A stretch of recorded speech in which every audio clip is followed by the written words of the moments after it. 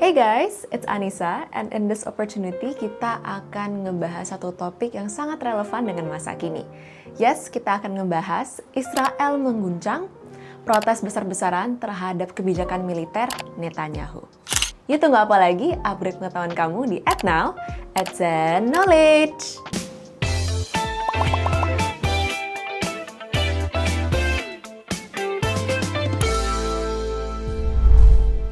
Protes besar-besaran yang terjadi di Israel terkait kebijakan militer Netanyahu dan penanganan sandera yang ditawan oleh Hamas mencerminkan ketegangan politik dalam negeri.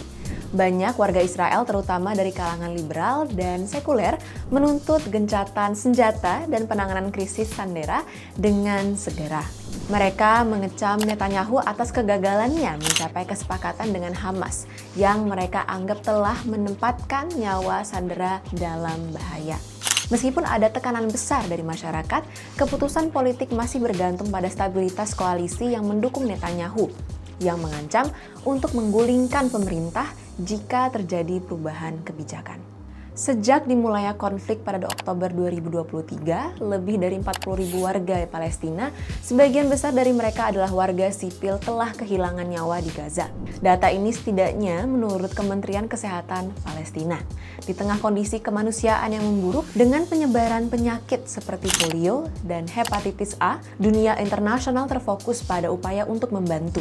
Namun, Israel tetap mempertahankan bahwa mereka berperang dengan cara yang adil, meskipun jumlah korban sipil kian bertambah.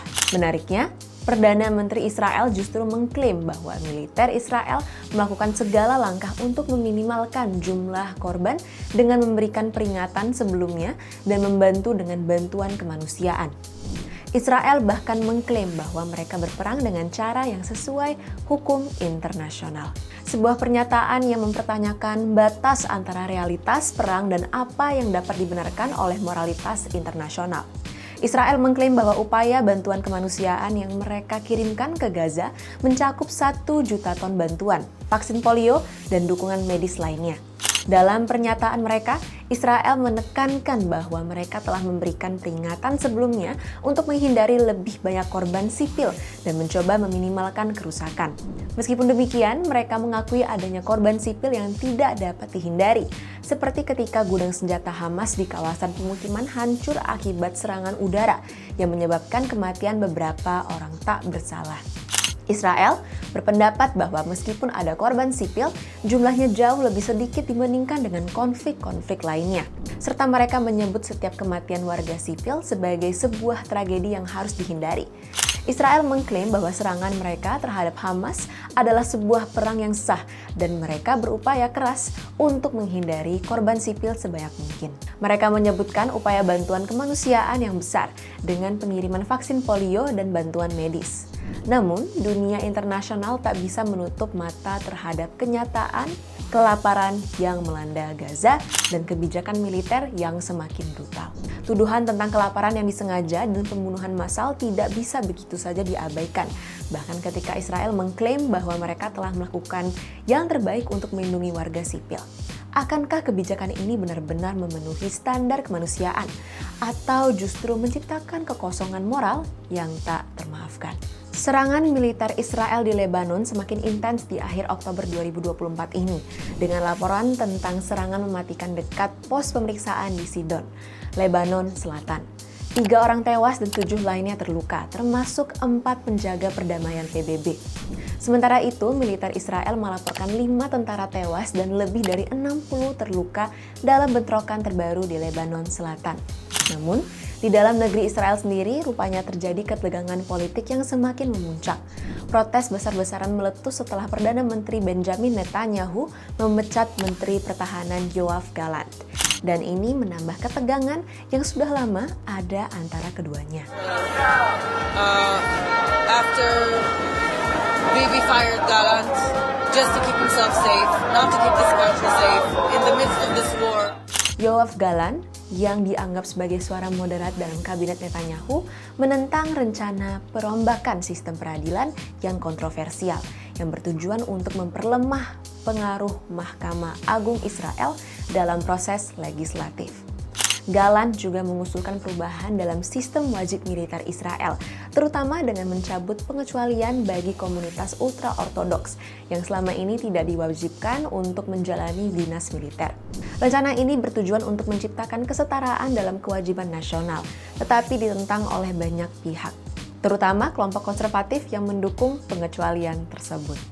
Pemecatannya ini lalu memicu gelombang protes dengan tuntutan agar Netanyahu mengundurkan diri. Dalam proses yang semakin intens, polisi menggunakan taktik keras untuk membubarkan massa, termasuk menembakkan cairan berbau dan sampai menerjunkan polisi berkuda. Gallant ini dipandang sebagai salah satu suara yang menentang Netanyahu dan kini semakin dituntut untuk mempertanggungjawabkan kebijakannya, terutama soal perang dengan Hamas dan Hizbullah. Menariknya, entah kebetulan atau tidak, momen ketegangan politik ini terjadi hampir bersamaan dengan momen terpilihnya Trump menjadi Presiden Amerika Serikat, sehingga menambah ketegangan internasional. Tak hanya itu, laporan menunjukkan bahwa mantan Presiden Amerika Serikat Donald Trump masih menyuarakan dukungannya terhadap tindakan militer Israel. Tentu ia berharap bahwa konflik ini dapat selesai saat ia kembali menjabat. Lalu, apakah kembalinya Trump menjadi presiden akan mempercepat akhir dari perang ini atau justru semakin memperburuknya? Pemecatan Yoav Gallant oleh Netanyahu bukan hanya memicu gelombang protes, tetapi juga mengungkapkan keretakan yang semakin dalam pemerintahan Israel. Gallant yang selama ini dianggap sebagai suara moderat menantang kebijakan-kebijakan kontroversial Netanyahu seperti reformasi peradilan dan perubahan kebijakan wajib militer yang kini semakin memecah masyarakat Israel. Protes rakyat yang semakin intens ditambah dengan taktik keras dari pihak berwenang mengindikasikan bahwa ketegangan politik dalam negeri Israel tidak bisa lagi diabaikan. Apalagi dengan kebijakan luar negeri yang sangat dipengaruhi oleh dukungan kuat dari Donald Trump. Kembalinya mantan Presiden Amerika Serikat ke Gedung Putih bisa menjadi faktor yang memperburuk atau malah mempercepat penyelesaian konflik ini. Trump yang selama masa jabatannya telah memberikan dukungan penuh kepada Netanyahu mungkin saja memperburuk ketegangan di wilayah ini dengan menguatkan kebijakan militer yang lebih agresif.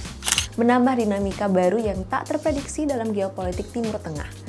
Akankah hubungan yang semakin erat antara Israel dan Amerika Serikat ini membawa stabilitas atau justru semakin memperpanjang perang yang sudah berlarut-larut? Waktu dan keputusan yang diambil oleh Netanyahu ditambah dengan pengaruh global dari Trump akan sangat menentukan arah masa depan konflik ini. Mari kita ambil pelajaran dari sejarah. Jangan biarkan kesalahan yang sama terulang. Nah, gimana Sobat AdSense? Seru banget kan ceritanya? Jangan lupa untuk follow semua media sosial @san.id. Sampai jumpa di tema menarik di episode berikutnya. Salam pintar!